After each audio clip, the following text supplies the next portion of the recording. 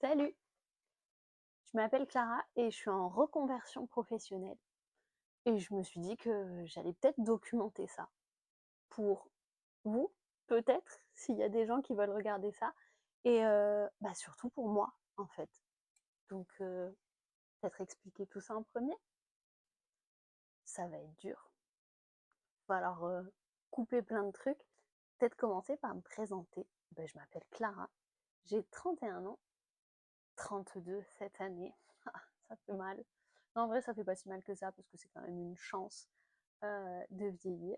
Je vis au bord de Méditerranée, pas non plus tout proche de la mer, mais suffisamment, pas assez à mon goût, mais quand même proche de la mer, hein, je suis à 20 km. Et pour rien au monde, je ne partirai de la chaleur. De la France, si, je pourrais. Par contre, du soleil, de la mer, de cette vie, non, jamais. Ou alors, il faudrait vraiment beaucoup, beaucoup d'avantages. Et je suis pas sûre. Je suis avec mon chéri depuis 11 ans cette année. On a une petite fille de 8 ans et demi. Notre petite boule de surprise qui est arrivée parce que je suis tombée enceinte à 22 ans et j'avais 23 ans depuis un mois quand j'ai accouché. Donc c'était pas un choix, mais elle n'a pas été désirée, mais dès qu'on a su que c'était bon, on l'a aimé plus que de raison. Enfin, en fait, les termes sont compliqués à trouver quand même pour son enfance et on l'aime plus que tout et c'est une petite fille hyper singulière, vraiment. Et c'est cool parce que c'est comme ça qu'on l'élève. On veut qu'elle soit elle et pas ce qu'on veut qu'elle soit, en fait. Et oh là là, c'est difficile. Je suis balance. Euh, j'ai quelques traits de personnalité de la balance. Euh, la prise de décision, c'est plutôt quelque chose qui est facile pour moi parce que j'arrive à prendre des choix sous l'impulsivité pour des grosses décisions. Et étonnamment, pour des petites décisions, par exemple là, on a des lampes pour la table à manger sur batterie qui ne fonctionnent plus, elles ont 5-6 ans, elles ne fonctionnent plus, donc on aimerait changer. Bah, ça fait 2 mois que j'arrive pas à me décider. Alors, concrètement, c'est une connerie, hein, c'est juste une lampe. Mais donc j'ai cette ambivalence quand même, un côté balance sur certains trucs, mais par contre une impulsivité sur des grosses décisions où je me dis go feu, faut y aller. J'aime tout ce qui est beau. J'ai besoin de vivre entourée de belles choses. J'aime avoir un beau tableau, des beaux draps, des coussins bien mis. Je refuse d'avoir des choses moches dans ma maison. Même ma pelle et ma balayette sont jolies. C'est ce que j'aime bien dire. On vit qu'une fois. Moi, j'ai toujours dit, il n'y a qu'un tour de manège. J'ai pas envie de me contenter de pas beaucoup. Donc, j'aime bien aussi l'expression faut viser la lune pour toucher les étoiles. Donc, je trouve que ça commence déjà chez soi, en fait. Pourquoi se contenter de choses qu'on n'aime pas alors qu'on peut avoir des choses qu'on aime et c'est pour tout. Je fais très attention à comment je m'habille. Même mes pyjamas, je les trouve jolis. Même les tupperwares, etc. Qu'est-ce que je peux dire encore de moi? Je suis plutôt positive, même si je viens de passer une période de ma vie assez compliquée. Et je suis facile à vivre. Je suis pas une râleuse. Je suis chiante sur certains points, mais je suis pas une pète boule, comme j'aime le dire, à toujours vouloir que tout soit fait comme je le décide, à râler pour la moindre des choses. Mon mec laisse traîner ses chaussettes au bord de son lit. Ça fait 11 ans. Ça sert à rien de gueuler. Ça changera pas. Je j'userai moins d'énergie à les prendre et à les mettre dans le bac à linge que de râler. Parcours pro, parce que du coup, réorientation pro. Bac L, option art plastique. C'était trop bien. Il faut savoir que j'adore apprendre. Pour moi, l'humain est fait pour apprendre. Et, et c'est trop bien, en fait, de découvrir des nouvelles choses et de faire travailler notre cerveau, etc. Donc j'ai adoré ces années lycée, art plastique. J'ai jamais été quelqu'un avec une grande confiance en moi, mais c'était suffisant. J'avais mon petit cercle d'amis, mon copain de l'époque, qui n'est plus de ce monde malheureusement. Tout se passe bien et j'avais un rêve depuis, je sais même pas si je peux m'en souvenir tellement c'est depuis toujours, travailler dans la mode. Et donc j'ai dit en fait c'est tout, c'est comme ça. J'ai mon bac, je me casse à Paris. Quelle merveilleuse idée. Bah, je suis rentrée. J'ai fait un an, bah, déjà vivre seule à Paris. Quand je crois que c'est là que je me suis rendu compte que j'aimais mon sud avec un crédit étudiant parce que tous les parents ne peuvent pas payer les études de leurs enfants, plus le logement, etc. À Paris, c'est quand même affolant.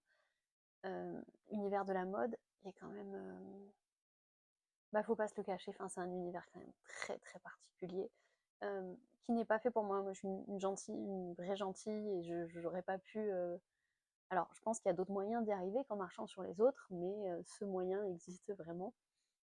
Donc, je suis rentrée et j'ai dit je veux danser parce que j'ai toujours dansé. Je me rends compte de mes tics de langage. Le il y est beaucoup. Ça va peut-être s'arranger. J'intègre une école de danse formation professionnelle pour devenir prof de danse. Ça n'aboutit pas. Clairement, c'est un rêve, mais j'ai pas le niveau. J'en suis convaincue. Enfin, je le sais, mais voilà, je voulais pas rester sur quelque chose, un rêve inachevé, alors que c'était envisageable. Donc, je fais ma première année. Je fais 1 an et demi. Au final, j'abandonne. Je me blesse beaucoup. Je ne danse plus. Depuis, je ne danse plus. Peut-être que ça reviendra, peut-être pas. C'est comme ça, mais la danse fait partie de moi, quoi. Je ne danse plus en cours. Par contre, vous me mettez de la musique, j'y suis, quoi. Ben, je me lance dans le travail. Parce que c'est comme ça. Je rencontre entre-temps mon chéri et une opportunité s'offre à nous avec mon papa. Donc on gère un de ses restaurants, tous les deux, et c'est chouette. Travailler ensemble, c'est cool. Donc lui, il a son taf à côté, donc il est conducteur d'engin la journée, et le soir, il fait les services avec moi. Et ça se passe plutôt bien. Et là, on rencontre des clients, Isa et Marco, qui disent parce que cette saison allait se finir, nous, pour le restaurant. On ne savait pas ce qu'on allait faire.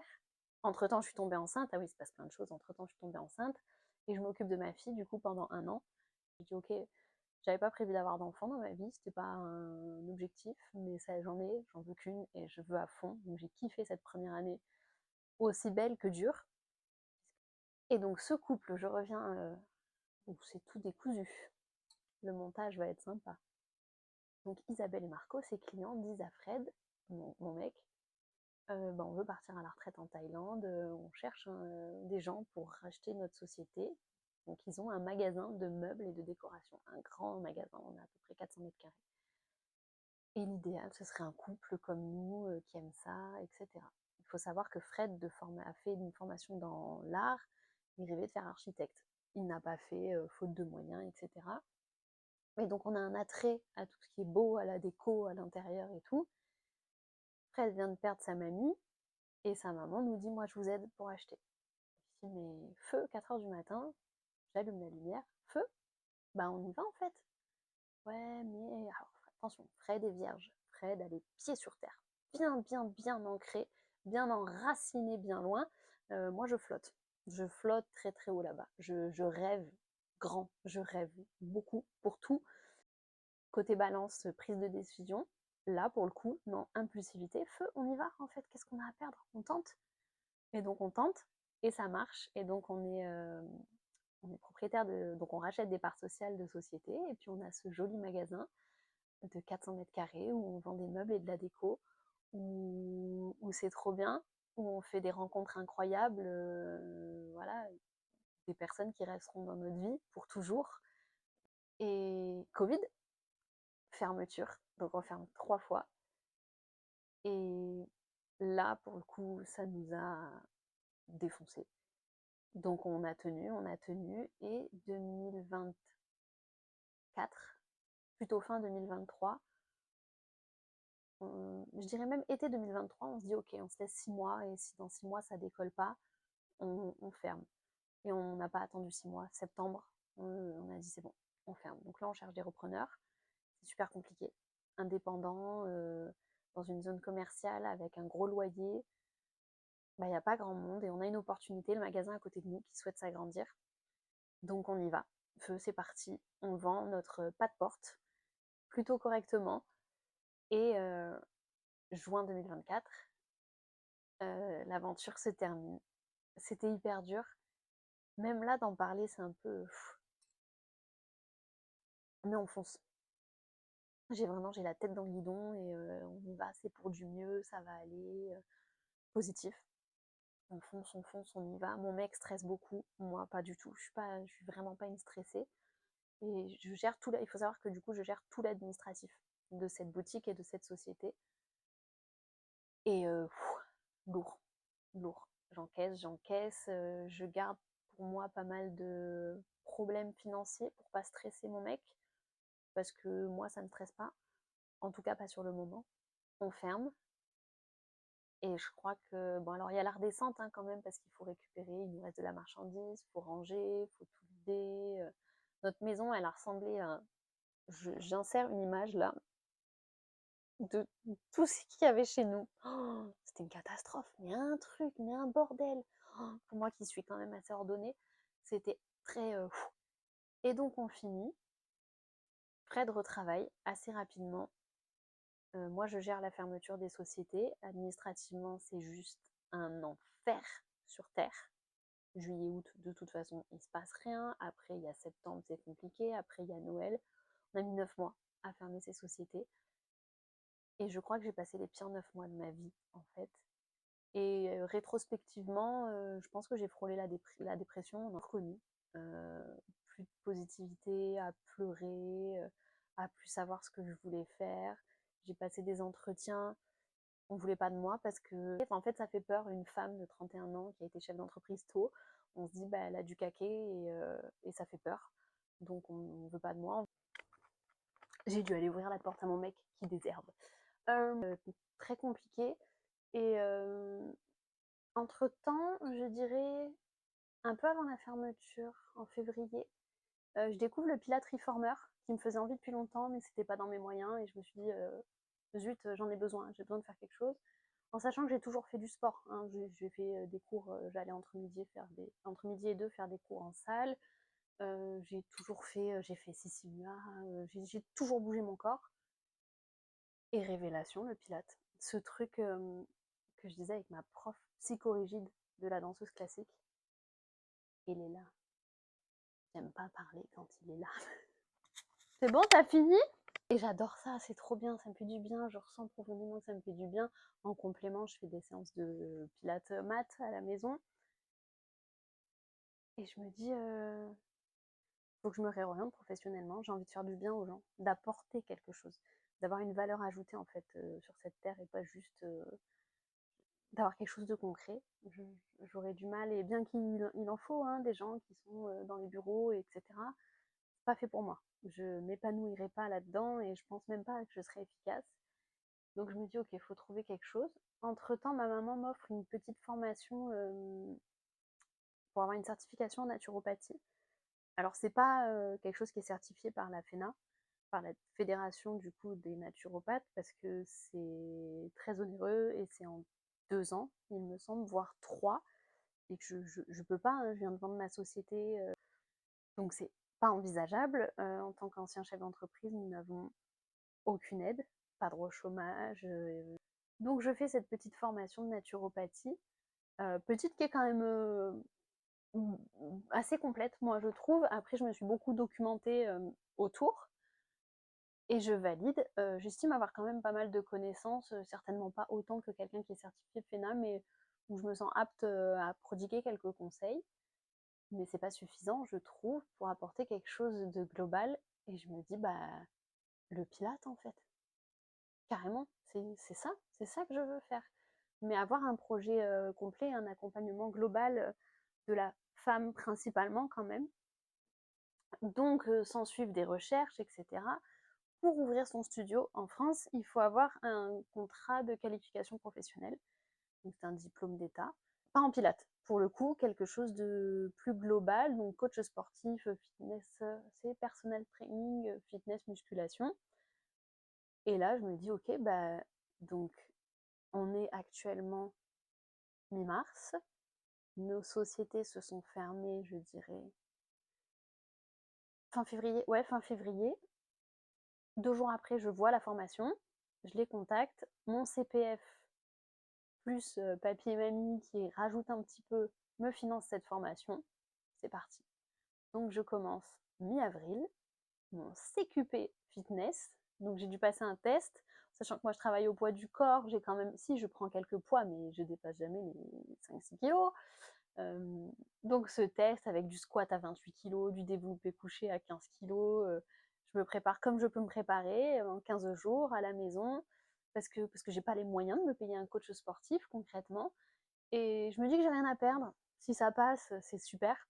Et si ça passe pas, c'est pas grave, parce qu'il y a d'autres façons de le faire. Il faut un stage, donc normalement, je le fais chez ma prof de pilates, donc ça c'est super cool parce que c'est dans ma poursuite professionnelle, puisque l'idée, ça sera en septembre d'intégrer une formation pour devenir instructeur de pilates, donc une formation qui se fait sur 1 an, à ratio d'une semaine par mois à peu près.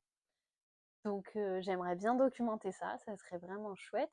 Je vais avoir cours 3 jours par semaine, plus mon stage à rajouter, donc ça va me changer parce que, en fait, là, vraiment, j'admire les femmes qui restent à la maison et qui aiment ça, et je trouve ça génial. Après, je pense que quand on a plus d'un enfant, il y a plus de choses à faire, parce que moi, je tournais en rond.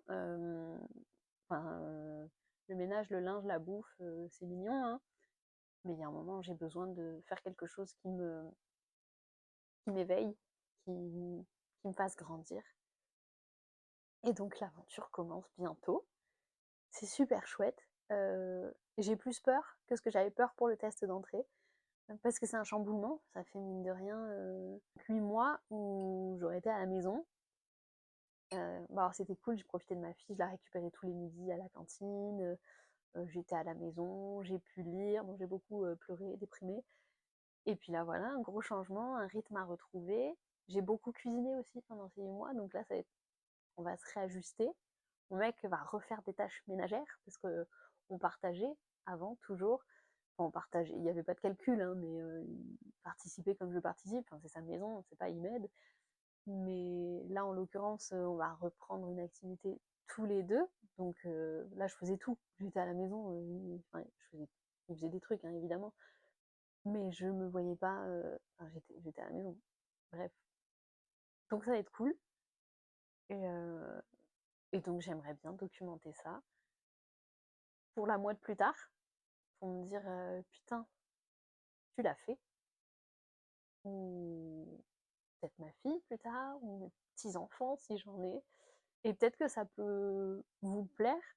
Donc peut-être, je pense, sous format de petits vlogs, 1 fois par semaine. Et voilà, ce sera pas que sur ça, hein. Je vais partager ma vie. Alors je pense pas montrer ma fille comme ça, elle va peut-être apparaître vite fait, mais voilà, bon, elle a 8 ans et demi, après ça peut être son choix ou pas, on verra. J'ai pas envie de calculer ça pour le moment. Fred, vous le verrez, c'est obligé. Et, euh, et voilà, vous partagez ce que j'aime, des recettes, parce que je cuisine énormément. Du coup, forcément, très sain, très brut, de saison, avec des recettes qui changent un peu. Donc ça peut être cool. Et puis j'adore tout ce qui est mode, maquillage, skincare, etc. Donc, voilà, à cette nouvelle aventure. Peut-être que je vais le documenter un peu, parce que je commence mi-avril, donc dans tout pile un mois. Donc pourquoi pas le documenter avant, voir comment je me prépare, etc. Par exemple, je me suis offert une tenue de sport, vous montrer. Voilà, donc ce sera au feeling. Et, bah, j'espère que ça vous plaira. Et puis si ça vous plaît pas, c'est pas grave, ça me fera des souvenirs et c'est trop cool. Et voilà, et je vous embrasse et je vous souhaite un bon dimanche. Ciao, ciao. Non, je suis obligée de finir sur de la bouffe. En goûter, dans mon bol préféré, lait d'avoine, flocons d'avoine, banane, pépites de chocolat, purée d'amande et de noix du Brésil. C'est trop bon.